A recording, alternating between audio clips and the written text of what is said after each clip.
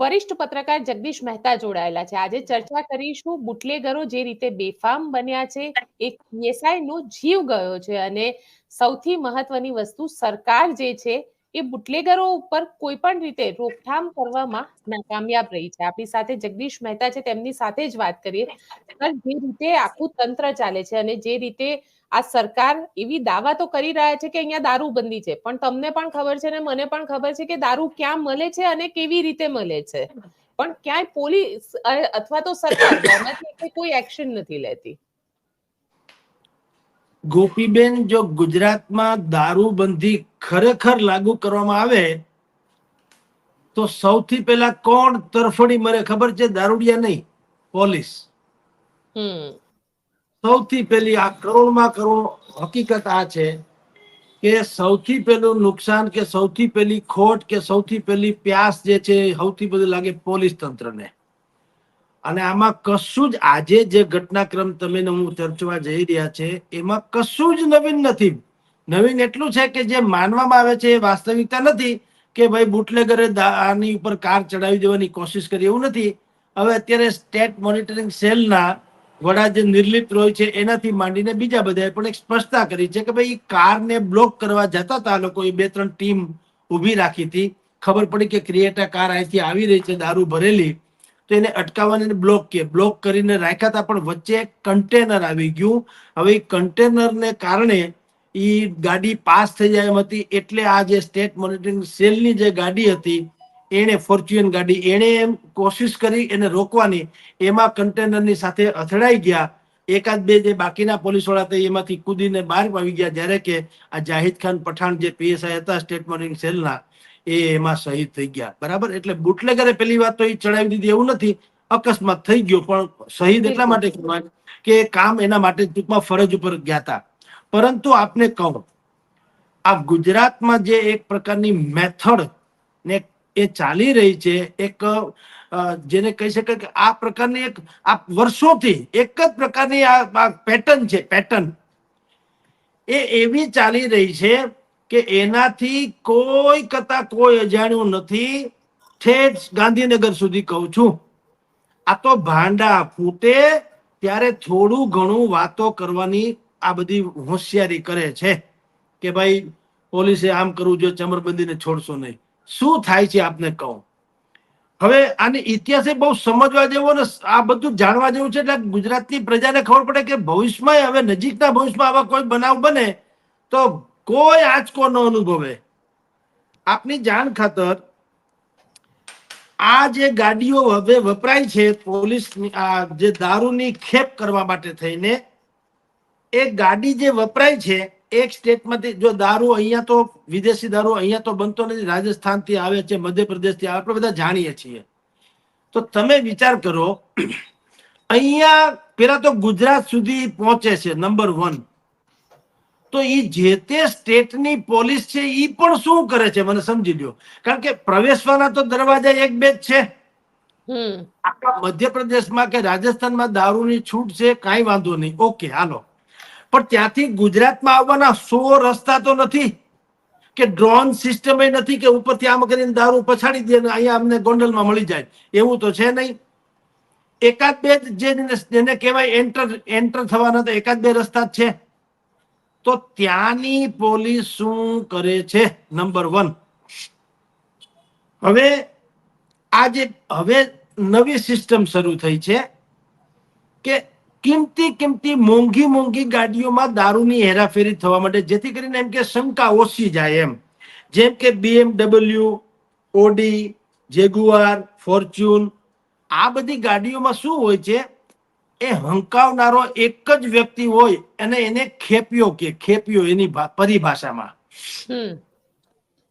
એને શું કરવાનું, આ ગાડી જે રાજસ્થાન કે મધ્યપ્રદેશ થી ગુજરાત સુધી પહોંચે ને, એને પોલીસને ખબર જ હોય, અજાણું નથી.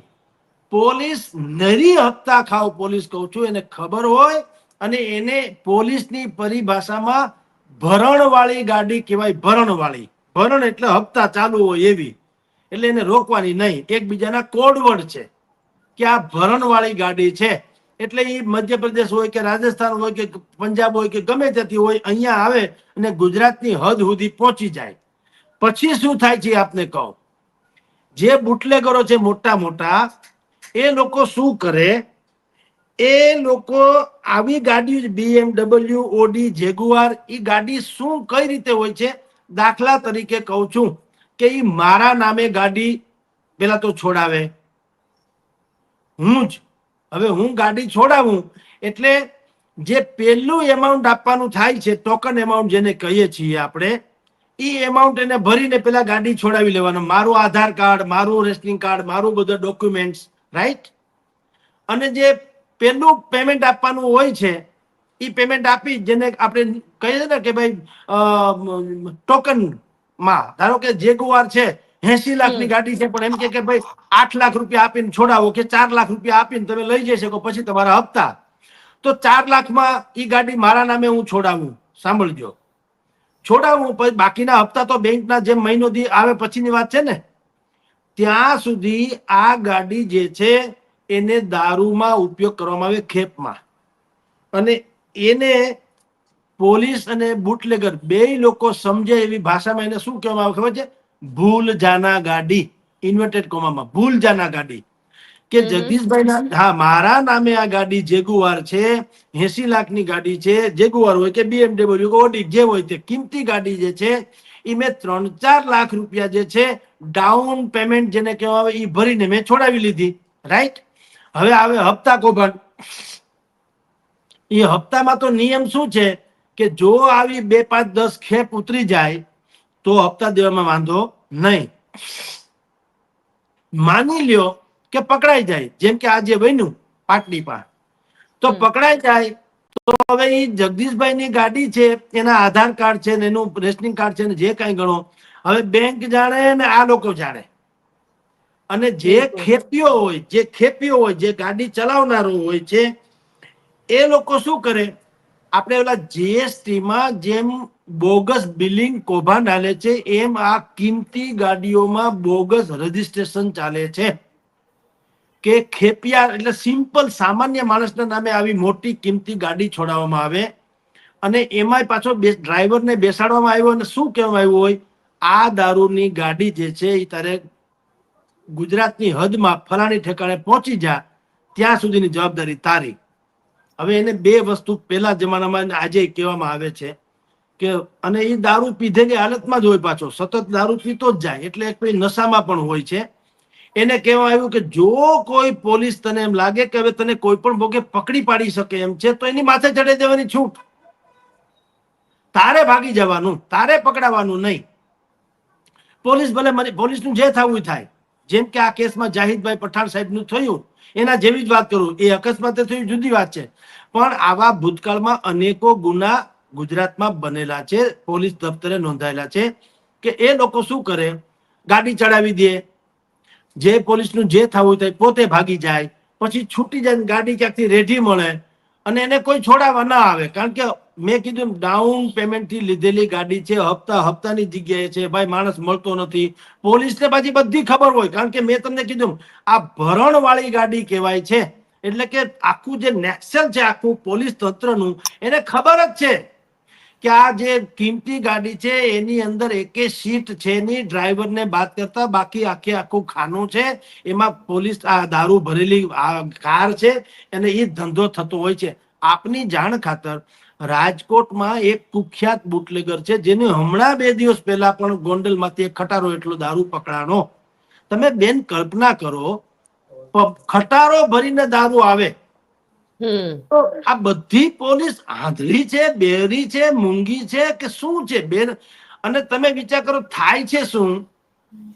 PSI કે PI કક્ષાના લોકો ઉપર કઈ એક્શન બદલી જેવું, સિમ્પલી ભલા માણસ આવા કેસમાં જ્યાં ખટારા મોઢે દારૂ ઉતરે છે, અને નિર્લિપ્ત રોય જે સ્ટેટ મોનિટરિંગ સેલના વડા છે, સ્ટેટ મોનિટરિંગ સેલ જે છે એ આમ ગણ્યા ગાંઠા લોકોનું સંગઠન છે, એમાં એવડો મોટો વિરાટ સ્ટાફ નથી જેટલો પોલીસ તંત્રમાં છે.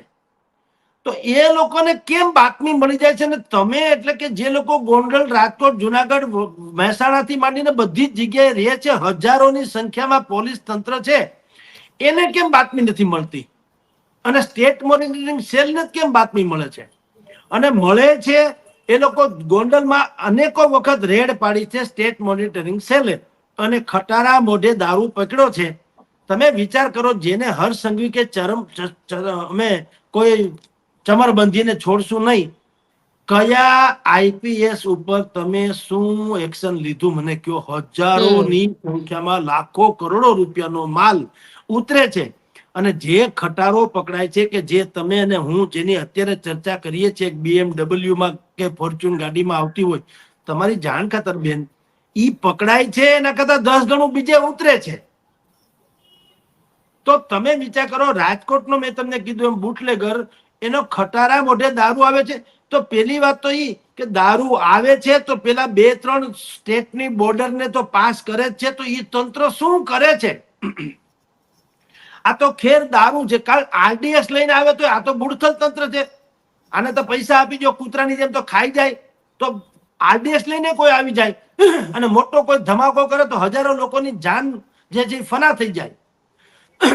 તો પોલીસ એટલે કે ભાઈ ગૃહમંત્રીએ એવું કેવું જોઈએ ને કે ભાઈ જ્યાં આવા પ્રકારના ગુના બને ત્યાં હવે જે તે પીએસઆઈ ને પીઆઈ નહીં, તો ત્યાંના જે પોલીસ કમિશનર થી માંડીને ડીસીપી કક્ષા, જિલ્લા પોલીસ વડા જે છે, એ લોકો શું કરે છે? એને એમ ન કેવું જોઈએ કે ભાઈ તમારી નીચે આવું થઈ જાય છે, જ્યાં હજારો લીટર, લાખો લીટર દારૂના ખટારા ભરાઈને આવી જાય છે, તમને ખબર ન હોય તો કા તમારો સ્ટાફ જે છે નગુણો અથવા તો વાહિયાત સ્ટાફ છે, જેનામાં કોઈ બુદ્ધિનો છાંટો નથી કે કલેવર નથી, અને કા હપ્તા ખાવ છે, બેમાંથી એક છે.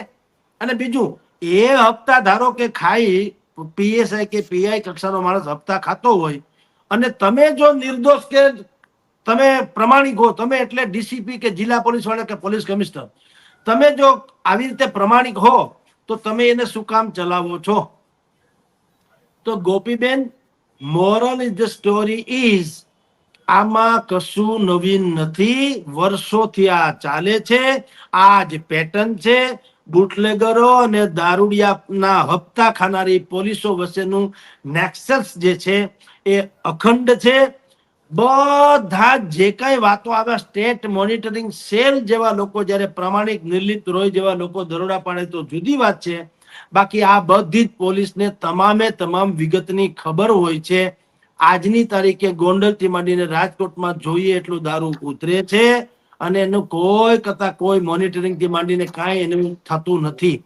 એટલે બધું ચાલે છે ને હપ્તા સિસ્ટમ કહેવામાં આવે છે. જી બિલકુલ સર, એ હપ્તા સિસ્ટમ જે ચાલી રહી છે, અને સવાલ અહીંયા એ ઉભો થઈ રહ્યો છે કે જો ગુજરાતમાં તો દારૂબંધી છે કહેવા માટે, ખાલી કાગળ ઉપર દારૂબંધી છે, નિયમો અલગ અલગ, વિધાનસભાની અંદર પણ ઘણા બધા નવા નવા સંશોધનો કરીને બિલ લાવવામાં આવે છે, બિલ પાસ થઈ જાય છે, પણ ક્યાંય દારૂ પીનારા ઉપર પોલીસ એક્શન લેતી દેખાય છે, પણ દારૂ વેચનારા ઉપર ક્યાંય કોઈ એક્શન થતા નથી. અને ઘણી બધી જગ્યાએ તો આપણને પોલીસ જ એની અંદર ઇન્વોલ્વ દેખાય. લાગે છે કે સરકારની ક્યાંય એ મનસા નથી કે આ રેકોર્ડને રોકી શકે, કારણ કે સરકાર પણ નથી ઈચ્છતી કે દારૂ રોકાય.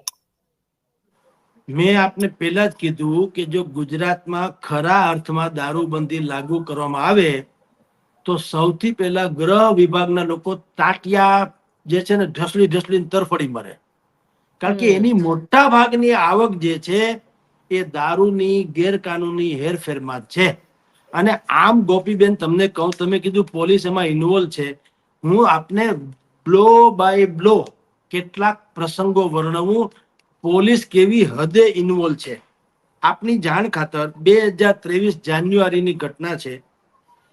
એસએમ એટલે સ્ટેટ મોનિટરિંગ સેલ, એને જયારે એક વખત દરોડો પાડ્યો તો પોલીસની ત્યાં વોચ રાખી હતી. તમે જુઓ ભરૂચની, આ જો ભરૂચની પોલીસે સ્ટેટ મોનિટરિંગ સેલની ઉપર વોચ રાખી અને બુટલેગરોને મેસેજ આપ્યા કે ફલાણાની કાર જે છે એસએમસી ની એ અહીંયા પહોંચી છે, અહીંયા પહોંચી છે. તમે વિચાર કરો, પોલીસ જેને કાયદો ને એનું પાલન કરવાનું છે, બલકે એ બુટલેગરના રોટલિયા ભગત થઈ ગયા હતા. અને એને કીધું એટલા માટે થઈને ઓલા લોકો બચી જાય છે. હવે આપને બીજું કહું, થોડાક દિવસ પહેલા, થોડાક વર્ષ, હું ગયા વર્ષની જ વાત કરું, મોરબીમાં આવી ઘટના બની હતી. એક સીઆઈડી ક્રાઇમની પીએસઆઈ નીતા ચૌધરી, બહુ બ્યુટીફુલ, એટલે કે એ પાછી મોડેલની જેમ હતી, એના બધા ચેન ચાળા એવા જ હતા. કચ્છ પોલીસની ગાંધીધામ કચ્છના હતા ને પછી મોરબીની આરે બુટલેગર યુવરાજસિંહ જાડેજા કરીને એક બુટલેગર સાથે એને મૈત્રી થઈ ગઈ અને એ યુવરાજસિંહ જાડેજા બુટલેગર હતો. તો જ્યારે ત્યાં એની ઉપર જ્યારે આ લોકોએ રેડ પાડી તો એને પણ બુટલેગરે યુવરાજસિંહ જાડેજા એને પીએસઆઈ જે છે એની ઉપર ગાડી ચડાવી દેવાની કોશિશ કરી હતી. તો તમે કહેવાનો આશય એ છે કે જે સીઆઈડી ક્રાઇમની પોલીસ કોન્સ્ટેબલ છે એ કોન્સ્ટેબલનું બુટલેગર સાથે એને અફેર હતું અને કોન્ટેક્ટ હતું અને દારૂની હેરાફેરી કરાવતા હતા. લ્યો, તો અગાઉ મેં તમને કીધું એમ ભરૂચની પોલીસ એ જો વોચ રાખતી હોય કે ભાઈ સ્ટેટ મોનિટરિંગ સેલ જે છે એનું દરોડાના લોકો ક્યાં ટીમ પહોંચી છે બુટલેગરને જાણ કરે.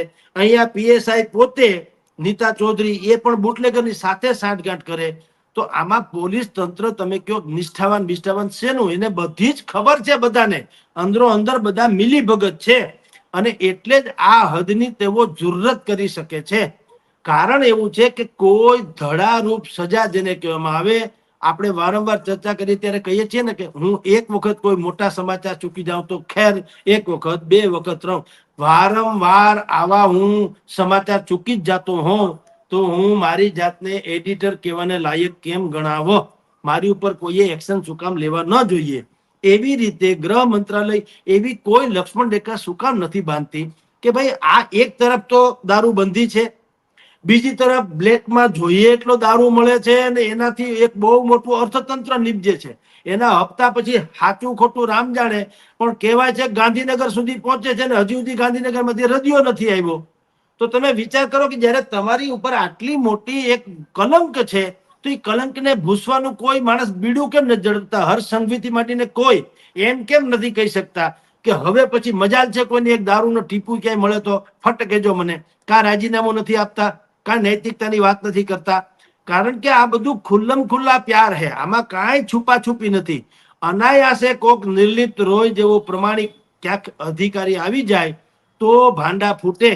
બાકી આ આખું હજારો કરોડનું ટર્નઓવર જે છે દારૂનું એ ગુજરાતમાં વર્ષોથી ચાલે છે. અને આમ પણ તમને કહું બેન, ગાંધીજી અહીંયા જન્માતા એમ કરીને જે દારૂબંધી આપણે ત્યાં લાદી દેવામાં આવી છે ને એ તો અત્યંત ખરાબમાં ખરાબ વાત છે.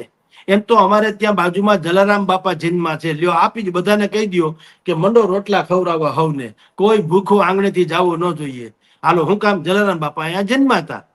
તો બધા જો એવું જ હોય, ગાંધીજી જન્મ હોય ને દારૂ પીવાનો ન હોય તો અહીંયા તો બધા જલારામ બાપા જેવા વિભૂતિ થઈ ગઈ છે. તો એમ કેવાય એમ જ, એમાં કેમ નથી કેતા કે ભાઈ દરેક ઘરનામાં કોઈ માણસે ભૂખો જવા નહીં દેવાનો કારણ કે બાપા અહીંયા જન્મ છે? તો તમે જુઓ, જે કરવું જોઈએ એ નથી કરતા. અને ગાંધીજી જન્મ છે, પાછું તમારે અહીંથી દીવ, અહીંથી અમારે વેતેક છેટું છે ઉનાથી, દીવમાં તમારે ઢમ ઢોલ પીને એટલા પી શકો એટલો દારૂની છૂટ છે. તો આવી દારૂબંધી ગુજરાત આ દેશમાં એક આમ શું કે છે, ભારતીય જનતા પાર્ટી પણ કે છે ને એ લોકો જે માને છે હિન્દુસ્તાન વાળા આમ શું કે છે કે એક દેશ में दो कानून नहीं हो सकते. કાશ્મીર માટે આવું કે છે કે એક વન નેશન વન આવું છે ને કે બીજો કાનૂન ન હાલે.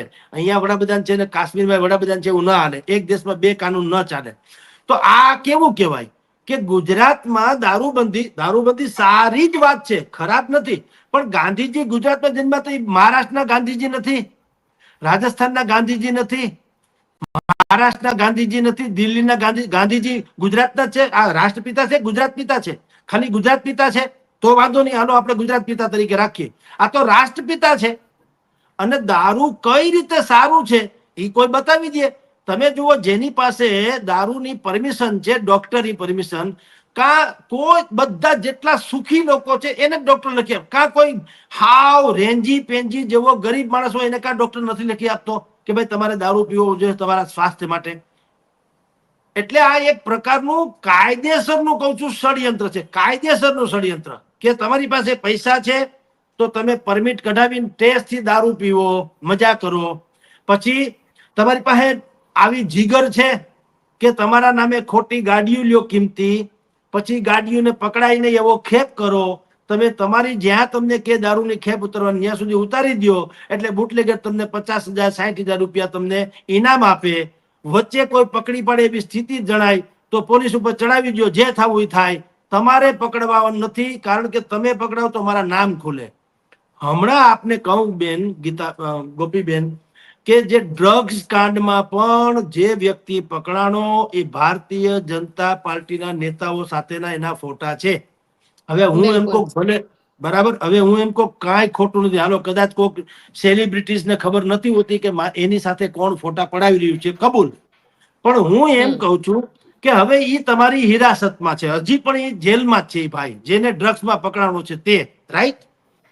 હવે પૂછવાના તો બે જ પ્રશ્ન છે ને, એની પાસેથી કોઈ ઇતિહાસ ભૂગોળ તો કઈ દારૂ વિશે નિબંધ નથી લખાવાનો, કે દારૂ વિશે પીએચડી એની પાસે કરાવવાનું નથી, દારૂ કેટલો નુકસાનકારક છે એ કઈ આપણે જાણવું નથી.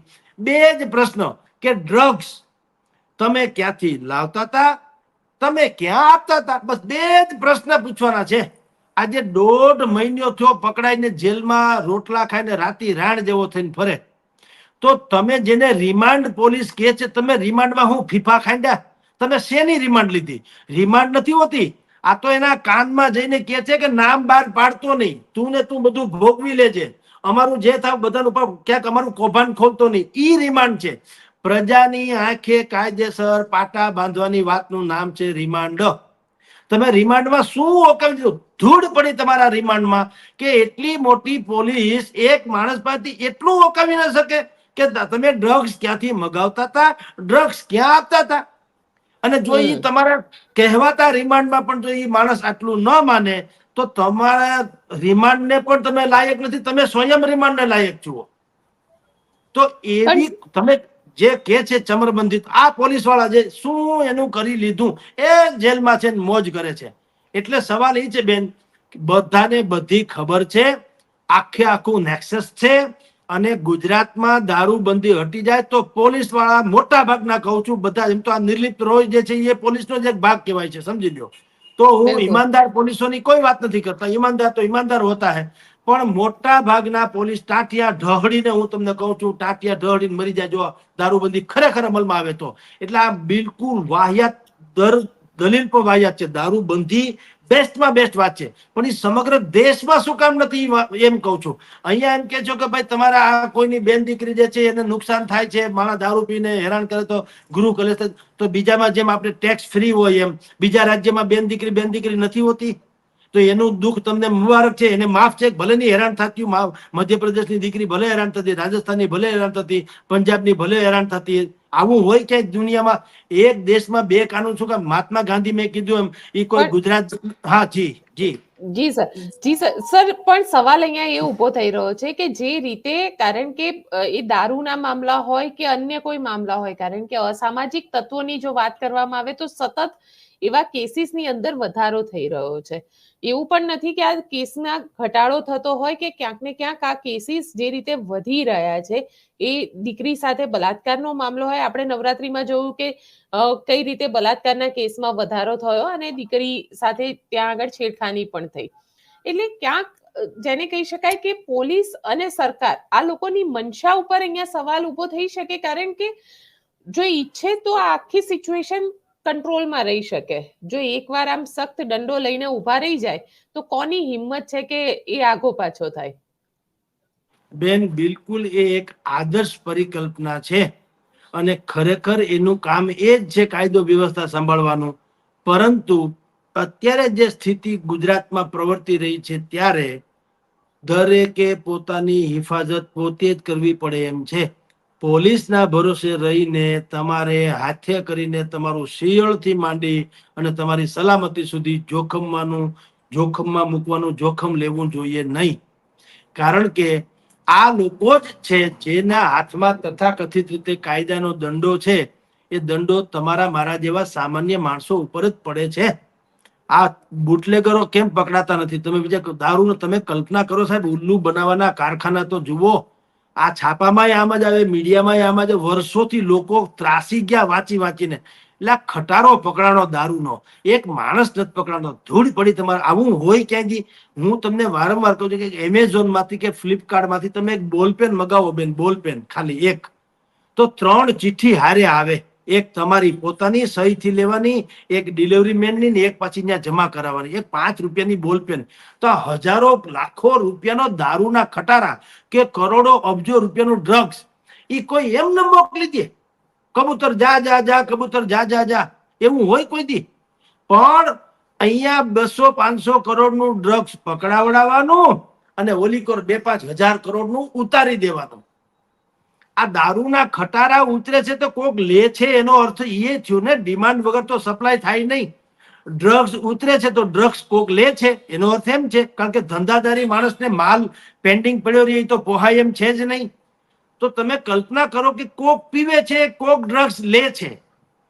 તો તમે જો કાયદો ને વ્યવસ્થા જે આપણા ટેક્સમાંથી પૈસા જાય છે, તો આ હરામ ખાયાઓને પૈસા ચૂકવવા શું કામ જોઈએ? તમે ને હું કાયદાનો ભંગ કરીએ તો આપણી પાસે દંડ લે છે કે નહીં? તમે રોંગ સાઈડમાં આવો એટલે 50 રૂપિયા દંડ. તો આ રોંગ સાઈડ ના થઈ આખો ખટારો પકડો, તમારી ઉપર દંડ કેમ નથી થતો પોલીસ ઉપર? કે ભાઈ તમે શું કામ ચૂકી ગયા? અહીંયા દારૂ કેમ આવ્યો? દંડ થવો જોઈએ ને, એનો પગાર કાપી લ્યો. સસ્પેન્ડ નહીં હોય, 6 મહિના પછી હરામ ખાયા પાછા આવી જાય. સસ્પેન્ડ નહીં, એની પર દંડ વસૂલો ને. બિલકુલ. અમારા ઘરમાં ચોરી થાય, ભાઈ તમને શેના માટે પોલીસ શેના માટે છે મને કયો? બધી ધ્યાન રાખવા માટે પોલીસ છે ને? તો કે હા, એટલા માટે તો આપણે એને પગાર આપીએ છીએ. અમે જયારે કોઈ રોંગ સાઈડમાં અમારી 2 ટુ વ્હીલર લઈને ઘૂસી જઈએ તો તમે અમને 50 રૂપિયા ફાઇન કરો છો. અમે હેલ્મેટ વગર જઈએ છીએ, તમે 200-500 રૂપિયા ફાઇન કરો છો. અમે ટોલ ટેક્સ ભર્યા વગર જઈએ, તમે ફાઇન કરો છો. અમે કાંઈ પણ કરીએ તમારા દંડનો તમારી પાસે રસીદ પાકે પાઈએ છે ઓન ધ સ્પોટ. અમારી કોઈ પણ પ્રકારની મજબૂરીને પૂછ્યા વગર, અમે ભલે હોસ્પિટલમાં જવાની ઉતાવળે પણ ગયા હોય રોંગ સાઈડમાં કે ભાઈ અમારે ત્યાં બાટલો આપવાનો હતો અર્જન્ટમાં, એ કાંઈ સાંભળે નહીં, સીટી મારીને સાઈડમાં બોલાવે, આવતા રહ્યો, હાલો 50 આપો, 100 આપો, 200 આપો, એમ કરીને કટકટાવે. તો આ પોલીસમાં જ્યાં દારૂ આટલી મોટી હદે પકડાય, દારૂ કે ડ્રગ્સ કે ગેરકાનૂની કોઈ પણ કાનૂની કાર્યવાહી, તો પોલીસને દંડ કેમ નથી થતો? બદલી થઈ તો બીજે જગ્યાએ કટકટાવે. તમે આ સ્થળેથી મૂકીને બીજે સ્થળે તમે કાગડા તો કાશ્મીરમાં કાળા.